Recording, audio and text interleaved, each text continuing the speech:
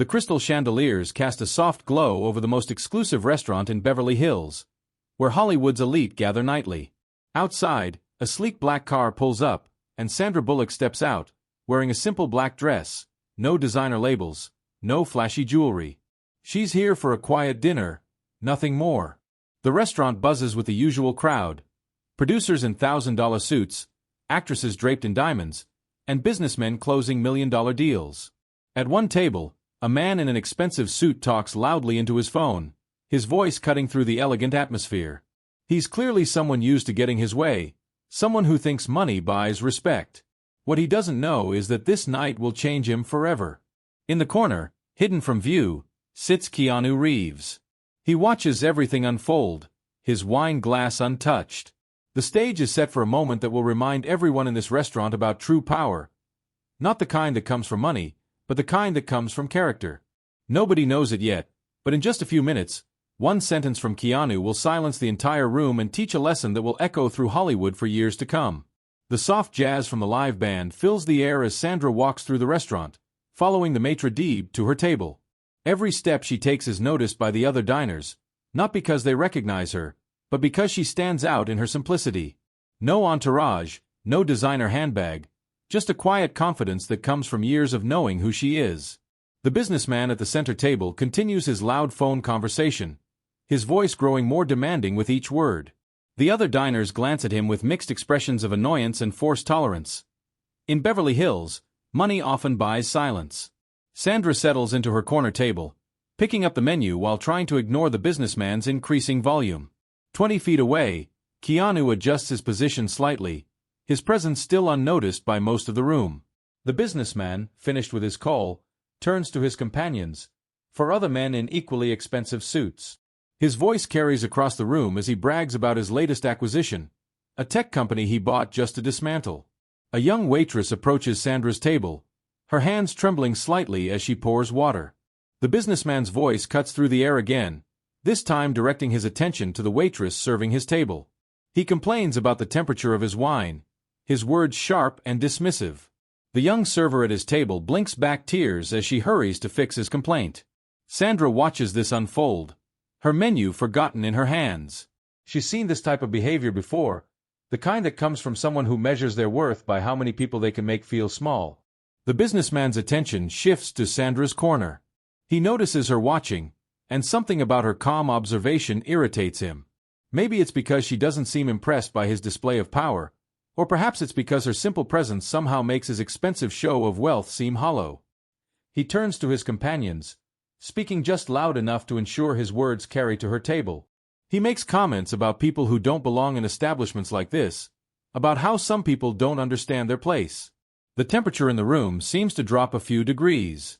Other diners pretend to be absorbed in their meals, but their discomfort is visible in their rigid postures and forced conversations. The businessman, encouraged by his companion's nervous laughter, continues his implied insults. He talks about how this restaurant used to have standards, how they used to know how to keep out the riffraff.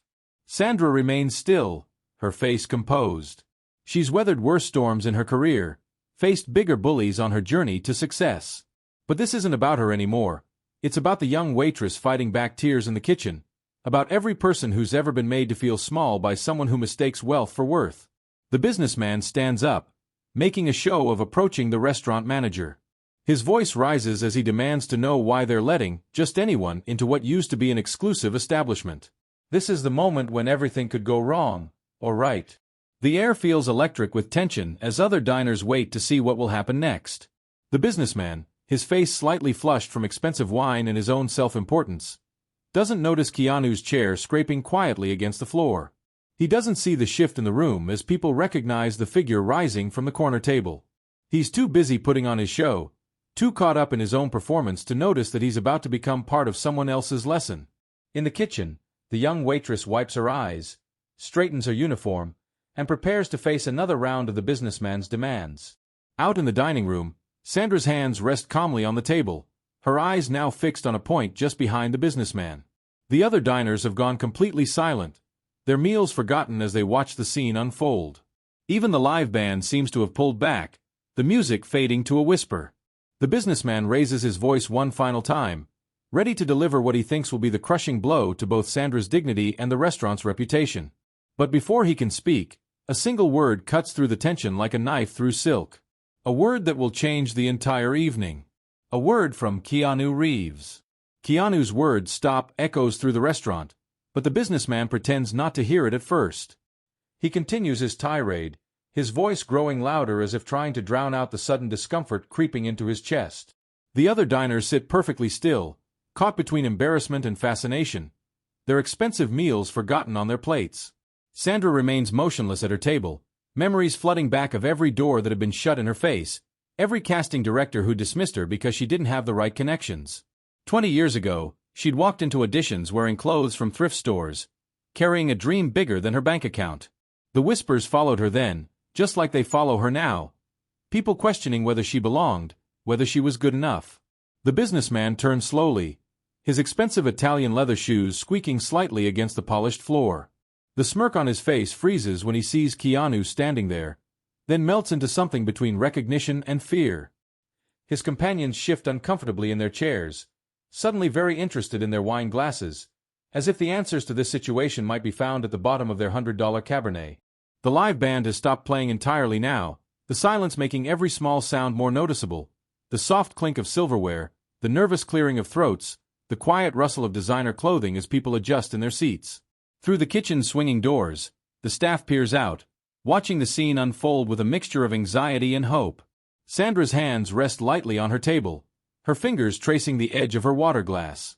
She remembers the day she got her first big break, how she'd promised herself she'd never forget what it felt like to be the person nobody believed in. Now, sitting in this restaurant, she watches another version of that same story playing out. The businessman attempts to recover, forcing a laugh that sounds as hollow as his earlier boasts about his business acquisitions. Keanu Reeves, he says, trying to sound casual, as if he hasn't spent the last hour making everyone around him feel small. I'm a huge fan of your work. His voice cracks slightly on the last word, betraying his growing unease. Behind him, his companions begin a subtle retreat, pushing their chairs back inches at a time, trying to distance themselves from what they sense is coming. The restaurant manager hovers nervously at the edge of the scene, unsure whether to intervene. The young waitress who'd been at the receiving end of the businessman's earlier abuse stands frozen, her serving tray pressed against her chest like a shield. Keanu moves forward with the kind of quiet confidence that comes from having nothing to prove. His presence fills the space between tables, commanding attention without demanding it. The businessman takes a small step backward, his heel catching on the edge of a chair. The sharp scrape of metal against floor makes several diners flinch. The temperature in the room seems to drop several degrees as Keanu's eyes move from the businessman to Sandra, then to the kitchen door where more staff have gathered to watch. The businessman's phone rings, shattering the tension for a moment. He reaches for it automatically, then stops mid-motion as Keanu's gaze returns to him. The phone continues its digital melody, unanswered, each ring emphasizing the businessman's increasing discomfort. Sandra watches this unfold, her expression calm but alert. She's seen this type of moment before, when someone who spent years building walls of privilege and power suddenly finds those walls turning transparent. The businessman's face flushes red, then pale, then red again as he realizes that his usual tools, money, status, loud voices, have suddenly become useless. Through the restaurant's windows, the Los Angeles night sparkles with its usual promises of glamour and success. But inside, something different is taking shape. The other diners have become an audience to an unscripted performance about power, privilege, and the quiet dignity of those who've earned their place through character rather than currency. The businessman starts to speak again, perhaps to apologize, perhaps to defend himself, but Keanu raises his hand slightly, and the words die in the businessman's throat. In this moment, everyone in the restaurant understands that they're about to witness something rare in Beverly Hills. A genuine lesson in humanity, served alongside the overpriced wine and designer entrees. The tension has reached its peak. The audience holds its breath, waiting to see what happens next. And in this suspended moment, as the businessman stands trapped between his old certainties and new realizations, Keanu prepares to deliver the words that will transform an ordinary evening into a story that will be told and retold throughout Hollywood for years to come. Keanu's voice carries through the restaurant with quiet authority. Your money can't fix what's broken here. His words land like stones in still water, creating ripples of uncomfortable recognition across the room. The businessman's hand, still gripping his wallet, begins to tremble slightly. The leather feels cold against his palm, suddenly seeming less like a weapon and more like a crutch. Sandra watches this tableau unfold, her years of acting experience telling her that this isn't a performance. It's a moment of genuine transformation. The businessman's companions have already begun their subtle retreat, gathering their belongings with a quiet desperation of rats leaving a sinking ship. Their half-finished meals steam forgotten on the table, $1,000 wines warming in their crystal glasses. The young waitress stands near the kitchen door, her medical textbook visible in her apron pocket. She straightens her spine, drawing strength from the scene playing out before her. Other staff members gather behind her, their usual professional masks slipping to reveal years of suppressed dignity finding its voice. Keanu takes another step forward, closing the distance between himself and the businessman. "Let me tell you what I've observed tonight," he begins, his voice carrying just enough to reach every corner of the room. "I watched you make that young woman cry because your wine wasn't the perfect temperature. I saw you mock the bartender's clothes. I heard you laugh when your friend joked about the hostess's accent." The businessman's face cycles through shades of red and white, his expensive cologne suddenly cloying in the thick atmosphere.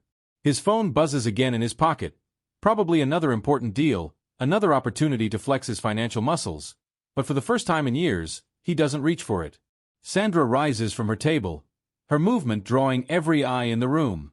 She approaches slowly, her simple black dress a stark contrast to the flashy designer wear surrounding her. "You know what's interesting," she says, her voice carrying the weight of someone who remembers every slight, every dismissal, every door slammed in her face. 20 years ago, I was that waitress. 10 years before that, I was cleaning houses to pay for acting classes. The woman you mocked for her accent? She probably has a story just like mine." The businessman opens his mouth to speak, but no words come out. His usual arsenal of sharp comments and cutting remarks has deserted him, leaving him stranded in this moment of truth. The other diners have abandoned any pretense of eating, their attention fully captured by the scene unfolding before them. Keanu continues, his words measured and deliberate. "The true measure of a person isn't in how they treat their equals. It's in how they treat those they think are beneath them." The businessman flinches at this, recognition flickering across his face like lightning in a storm cloud. The restaurant manager steps forward, his professional demeanor warring with his desire to witness justice being served. But before he can speak, Sandra raises her hand gently. "No," she says, "he needs to hear this. We all do." The young waitress, finding courage in the moment, steps forward. Her voice shakes but grows stronger with each word. "Sir, my accent that you mocked? It's because I learned English while working night shifts at a hospital, studying medical books between serving tables. The clothes you laughed at? They're all I can afford while paying for medical school. But in 3 years, I'll be a doctor, saving lives. What will you be doing? Still measuring your worth by how many people you can make feel worthless." A glass shatters somewhere in the restaurant, the sound sharp against the thick silence. No one moves to clean it up. The businessman's wallet slips from his fingers, landing on the floor with a soft thud that seems to echo his falling status. Keanu bends down, picks up the wallet, and holds it out to the businessman. But before the man can take it, Keanu speaks one final time. "Today, you walked in here thinking your money made you powerful. But look around. Every person in this room has watched you reveal something money can't buy, and something money can't fix." The businessman reaches for his wallet with trembling fingers, but as his hand closes around the leather, something in his expression changes. Perhaps it's the weight of every eye in the restaurant on him, or maybe it's the reflection of his own behavior he sees in Sandra's calm gaze and Keanu's steady stare. Whatever it is, the change is visible, like watching a mask crack and fall away, revealing the vulnerable human beneath. The moment hangs in the air, suspended like the crystal droplets of the chandelier above them. Every person in the restaurant knows they're witnessing something rare in Hollywood, a genuine moment of truth cutting through the usual veneer of wealth and status. The businessman stands at the crossroads of who he was when he walked in and who he might become by walking out. Keanu gestures to the chair at their table, and this time, the businessman sits down without hesitation. His descent into the seat seems to carry the weight of every harsh word he's spoken tonight. Sandra signals to the waitress, who approaches with renewed confidence, her medical textbook still visible in her pocket. The rest of the restaurant watches, transfixed, as an unexpected dinner party forms. The businessman sits silently for several minutes, his eyes fixed on the table's surface. When he finally speaks, his voice has lost its sharp edges. I don't remember when I became this person. He looks up at Sandra, then at Keanu. I used to be that kid working 3 jobs to make it. Somewhere along the way, I forgot. Sandra pours him a glass of water, her movements deliberate and graceful. Forgetting is easy, she says. The hard part is remembering who you were before the world convinced you that your worth was in your wallet. The businessman's hands wrap around the water glass, his collection of designer rings catching the chandelier light. The young waitress stands nearby, and Keanu asks her to join them. She hesitates for a moment before taking a seat. The businessman looks at her properly for the first time tonight, seeing not just a server but a person with dreams as valid as his once were. Tell me about medical school, he says softly, the words sounding foreign even to his own ears. As the waitress shares her story about night shifts and study sessions, about her grandmother's illness inspiring her career choice, the businessman listens. Really listens, perhaps for the first time in years. His phone buzzes twice more in his pocket, but he doesn't reach for it. Instead, he asks questions about her classes, her challenges, her dreams of opening a clinic in an underserved neighborhood. Other diners in the restaurant steal glances at their table, witnessing something rarer than any Hollywood premiere, the moment when facades crack and real human connection seeps through.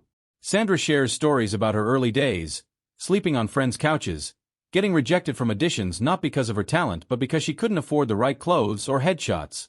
The businessman's companions have long since departed, leaving behind half-empty wine glasses and fully paid bills, their final attempt to distance themselves from the evening's events. But he remains, absorbed in conversations that have nothing to do with stock prices or corporate takeovers. Keanu speaks about his own journey, about choosing projects based on connection rather than paycheck, about giving away large portions of his earnings to film crews. The businessman listens, occasionally nodding, something shifting behind his eyes with each new story. As the evening winds down, the restaurant slowly empties. The businessman reaches for his wallet again, but this time with different intention. He walks to the kitchen door and asks to speak with every staff member. One by one, he looks them in the eye, learns their names, their stories. He apologizes not with grand gestures but with quiet sincerity. To the bartender whose clothes he'd mocked, he learns about the 3 kids being put through college. To the hostess whose accent he'd ridiculed, he discovers a story of immigration and determination. Each conversation peels away another layer of the armor he'd built around himself. Returning to the table, he places his business card in front of the medical student. When you're ready to open that clinic, he says, his voice rough with emotion, call me. The world needs more doctors who understand humanity before status. The young waitress takes the card with trembling fingers, tears gathering in her eyes. Standing to leave, he turns to Sandra and Keanu. Thank you, he says simply. Not for humiliating me. I did that to myself. Thank you for showing me what real power looks like. He gestures around the restaurant, at the staff who now stand straighter, at the space that feels somehow more human than when he entered it hours ago. Sandra rises, touching his arm gently. The hardest lessons often come wrapped in our own mistakes, she says. The businessman nods, understanding washing over his face. He walks toward the exit, but stops at the host's stand. In a quiet voice, he pays not just his bill but settles the checks for every table that had to witness his earlier behavior. As he disappears into the Los Angeles night, Keanu and Sandra share a look of understanding. The young waitress clutches the business card, hope radiating from her face. Do you think he really meant it? She asks. About helping with the clinic? Sandra smiles, gathering her simple purse. Sometimes people just need a mirror held up to see who they've become, she says. And sometimes, they need a window to remember who they were. Keanu adds quietly, the most powerful transformations happen when we least expect them, often in places like this, over simple meals and honest conversations. They leave the restaurant together, the movie stars who never needed to prove their worth, and the medical student whose dreams now seem a little closer to reality. The Los Angeles night wraps around them, the city lights twinkling like stars fallen to earth. And somewhere in those streets, a businessman drives home, his wallet a little lighter but his heart somehow fuller, carrying the weight of lessons that no amount of money could ever buy. The next morning, the story of what happened at the restaurant spreads through Hollywood like wildfire. Not because it involved Sandra Bullock or Keanu Reeves, but because it represented something deeper, a moment of genuine transformation in a city built on appearances. The businessman sits in his office, staring at his wall of achievements. Awards, certificates, magazine covers celebrating his financial victories, they all seem different now. For the first time, he notices how his assistant flinches when he raises his voice. He watches how the cleaning staff avoid eye contact. His morning coffee, delivered by an intern with trembling hands, reminds him of the medical student's shaking fingers as she served his table. In another part of the city, the young waitress arrives for her morning shift.